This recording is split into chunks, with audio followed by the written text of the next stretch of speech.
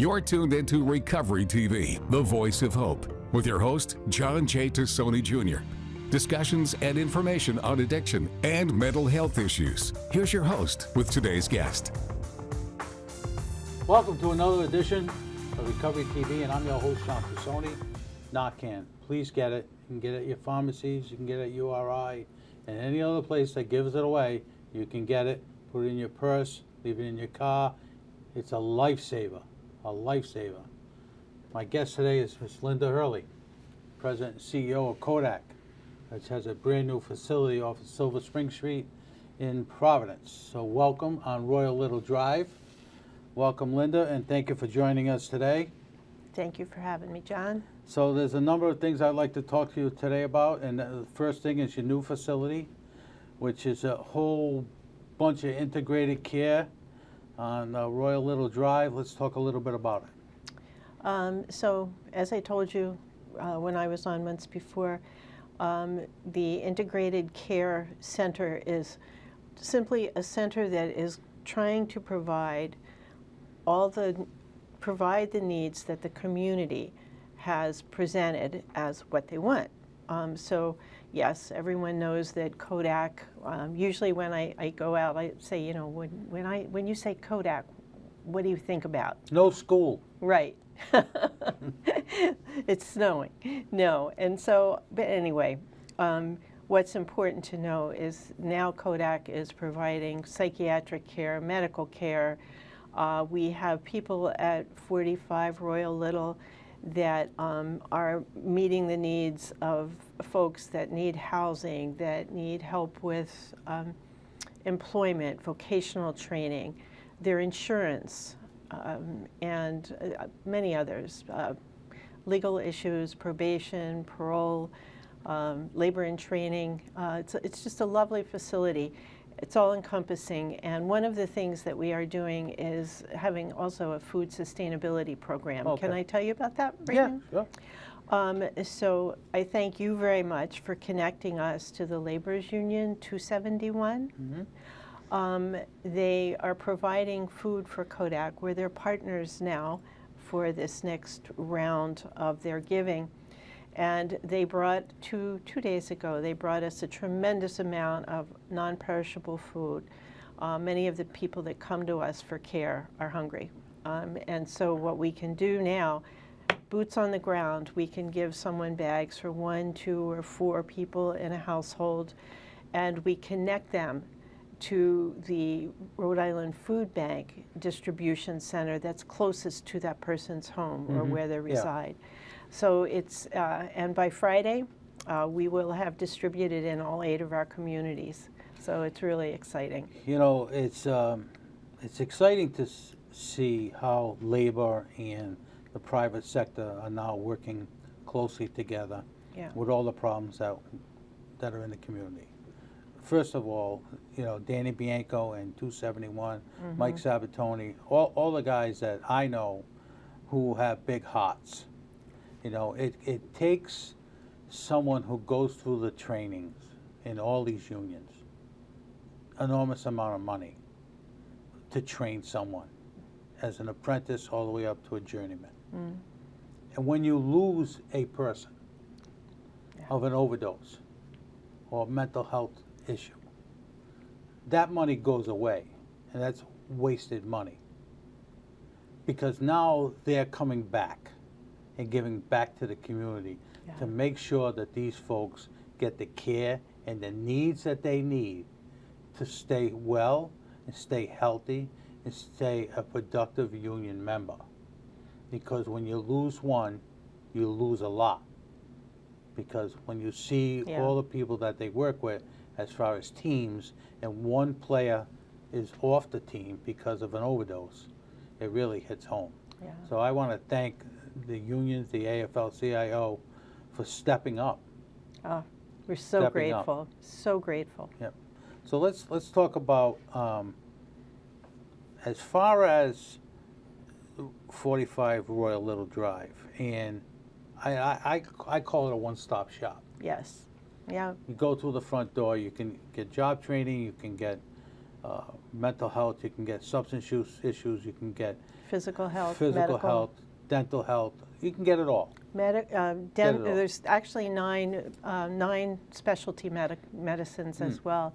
Podiatry, auricular, the dental, and reproductive health. We're really excited that what we are planning, what we had planned, is now coming to fruition. Yeah. Things were paused when the shift in administration caused some chaos. People were afraid to continue to move. They didn't know if they had dollars, et cetera. But we can't, none of us can be all things to all people. Right. You know, we just can't.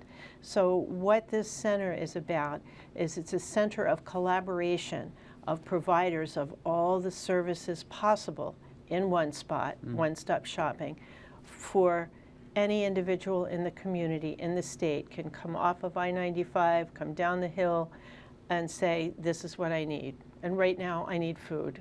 I know I need other things, but right now I need to feed my children. Or, you know, I live 2 blocks away, and my doctor called in a prescription. You know, can I get my prescription filled here for my son? Yes, you can. We have a pharmacy there. You know, it's very exciting, and the response is getting much stronger. And I have to give a shout out to our congressional delegation. Absolutely. Because, you know, they helped with funding of that facility and to make it happen. Well, it would not have happened without the funding from Senators Reid and Senator Reid and Senator Whitehouse. We've had 3 really what they call earmarks, remarkable funding that came through, and again, it wouldn't have happened without them. I'm forever grateful. Yeah, well, if it didn't happen,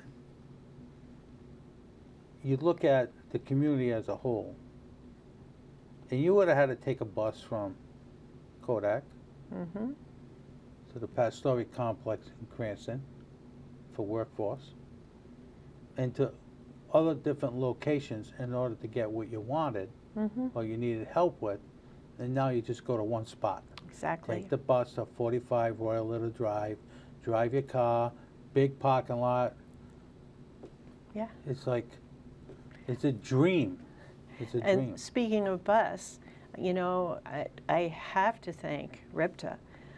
They actually made a stop for 45 Royal Little so that individuals that have some ambulatory issues or have trouble walking. No, you have people with diabetes, you got people with heart problems, you got people with all sorts of 3 things. little children with a broken ankle, whatever. It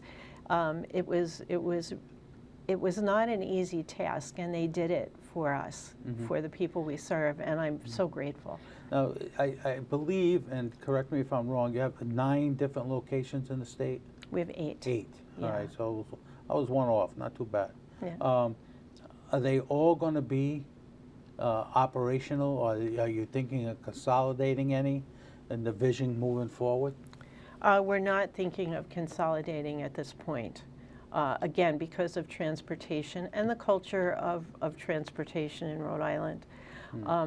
But what we are doing, this is a pilot for us, and what we're going to start to replicate in all the other communities is the same type of collaboration. We're not going to have 22,000 square feet in every community. Right. But to varying degrees, we have very well-established collaborations, and we want that to happen everywhere, so that if I come into Kodak at East Providence and I need help with employment, it's not going to be, here, take a, we've never done this actually, but take a number, you know, this is the telephone number, call labor and training, I heard they had a program, and, you know, here's a bus pass. No, you're working from Royal Little Drive. Yeah. So we're going to take a break, and then when we come back, I want to do more about this, about the integrated care that you have over there. I want to talk more about that, because this is a big deal, a real big deal. You're watching Recovery TV, and I'm your host, John Tassoni. We'll be right back after these messages. And now back to Recovery TV with your host, John J. Tassoni Jr. Recovery TV is made possible by our supporting sponsors and our title sponsor, Kodak. Now, here's John and today's guest. Welcome back to Recovery TV, and I'm your host, John Tassoni. Kodak is in the house today, my prime sponsor of the show. Linda, thank you for that. I greatly appreciate that. But I want to talk a little bit more about 45 Royal Little Drive. There's been an enormous amount of conversation about dental with Suboxone and other medicines that people take and the decay of teeth. Now, you were talking earlier about having a dental office there. Was I correct in saying that? What we have currently is we work with an organization called CareLink, and they bring dental services to us on scheduled days. They bring, and they have the potential, they're going to bring audiology for people that have some trouble with their hearing, and podiatry. Think about how folks that haven't had good care. Right. And eventually, when the demand is enough, we will actually give them a space. They won't have to come, and bring equipment with them. When we have the demand that would support having that office, then we'll make the office for them, and they would just come and provide the professional care. That's fabulous. That's a perfect example of the collaboration we're talking about. Right. And I know also when I first came into this organization, you were doing a lot of work with the Department of Corrections, giving methadone inside the four walls, getting people the help that they needed inside the four walls. When they were released, then they would be better suited. Tell me a little bit more about that. What's going on with that? So we're continuing to do that, and when they are released, we're actually responsible for connecting them to whomever they want to go to in the communities in which they reside. They also have space at 45 Royal Little for probation and parole. Oh, wow. And they provide groups there. When folks have been sentenced for a long period of time, they have great peer groups to assist people that haven't 18 years. Everything's changed, right? Not just your children and not just you, but bridges and roads. And Right. So those services are incredible, and the individuals that come to us for one service, say opioid treatment, and can just go around down 2 halls and to the left and meet with their probation officer, we've gotten such strong response. People are so grateful. Well, again, it's like the one-stop shop. You don't have to go all over the state to get all these particular issues that you may have addressed. And it may very well be, we're still checking it out, but it looks like this particular model for integrated care is the only one in the country that includes state agencies. So, I'm very grateful and very happy because our patients and the other people that come to us for care are just thrilled. Well, I would assume, and it would be an assumption on my part, that when you go into Kodak, that all these services are available to you under one roof. Yeah. And you don't have to travel the state to get to point A to point B. Long-range plans for Kodak. What are they? If you could tell me. I know sometimes you have a lot going on over here about what you're thinking, but long-range plans, I mean, substance use and mental health is changing by the day. Yes. Not by the week, by the day. Yes. How do you wrap your head around what's next for Kodak or what's next for your agency? Well, and that again goes back to community need, but it also, we have to look at the culture of our society, particularly from a fiscal perspective. We attempted to get FQHC certified. It wouldn't happen in Rhode Island. We were ready to be a CCBHC. They aren't accepting any more applications. So we are attempting to work with the insurance companies to make this integrated care system viable. And that's how we think we'll be able to support the one-stop shop going forward. in terms of broader picture, it's all going to still be based on what the changing needs of the community, primary. So expanding the mobile units is a no-brainer. That's exactly, we're getting the third one. We're supposed to be here this week. I don't think it's going to be, it might be next week. Happy Thanksgiving. Yeah, it's good. And we'll continue to have the smaller sites. We will just work with a lot of focus on detail, like acuity. This is what a agreement will look like. This is who the people will be, so that we will bring individuals to where they need to go, as opposed to, even here in Providence, if we have someone that we need to get, say, over to DCYF or over to neighborhood healthcare, they have to go into Kennedy Plaza, and then they take another bus. So they're going to take 4 buses for a half-hour appointment. It eats up well over a half of someone's day. Right. So that's the kind of thing we're looking at. If we look at this in terms of individual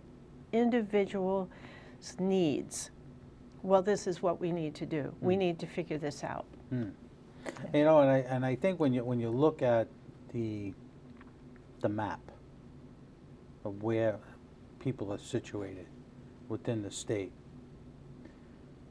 when you look at how many buses people have to take, and you look at the time factor, we want people to go to work. We want people to be self-sufficient, but they're not going to be self-sufficient if they got to take 3, 4, 5 buses in order to get to a doctor's appointment. Exactly. And then half the time, too, they get so frustrated that they don't show up to the doctor's appointment. Or if they have 4 different case managers, one for my insurance, one for my DCYF, one for probation, and one for you. Right. It's and then you're going to repeat the story. Yeah. 4 or 5 different times. And it's frustrating. And that's what we looked at when we looked at integrated care, because we're not just collaborating to bring all the services together. We're looking at a way to be able to have all the information for all the different collaborators that they need to do their job for that individual. Right. It would make it much easier. Common sense. I'm going to take a break. You're watching Recovery TV, and I'm your host, John Tassoni. We'll be right back with Linda Hurley after these messages. And now back to Recovery TV with your host, John J. Tassoni Jr. Recovery TV is made possible by our supporting sponsors and our title sponsor, Kodak. Now, here's John and today's guest. Welcome back to Recovery TV, and I'm your host, John Tassoni. Linda Hurley's in the house from Kodak. And Linda, thank you for joining us today. And I understand you have a legislative brief going on.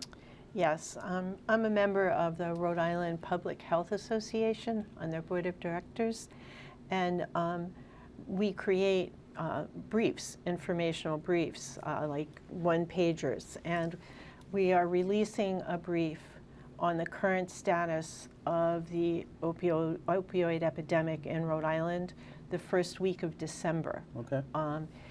We don't have the date. It's either going to be the 2nd, 3rd, or 4th, and we're going to release it with a panel discussion. So we will put information out there to individuals that have an interest. It's the most current information nationally and in Rhode Island. And the panel is going to, I'm going to be on the panel, but Dr. Rosemary Martin, who has studied in the field for 30 years, and Dr. Ingvild Olsen, who was the director of the Center for Substance Abuse Treatment for HHS, Health and Human Services. Oh, very good. Yeah, very good. We're excited. Well, Linda, I have to publicly thank you and Kodak for being the prime sponsor and keeping the show moving in the right direction. Again, thank you so much, and thank you, and congratulations on 45 Royal Little Drive. I know this could be something that's bigger than we both really realize, but I want to thank you for that. And, thank you for watching Recovery TV, folks. Next week, my guest will be the Bob Holding Foundation, and Christine King will be my guest. And following this program is Kodak Live, a fully integrated approach to care. Please stay with us. If you see something, say something. We'll see you next week.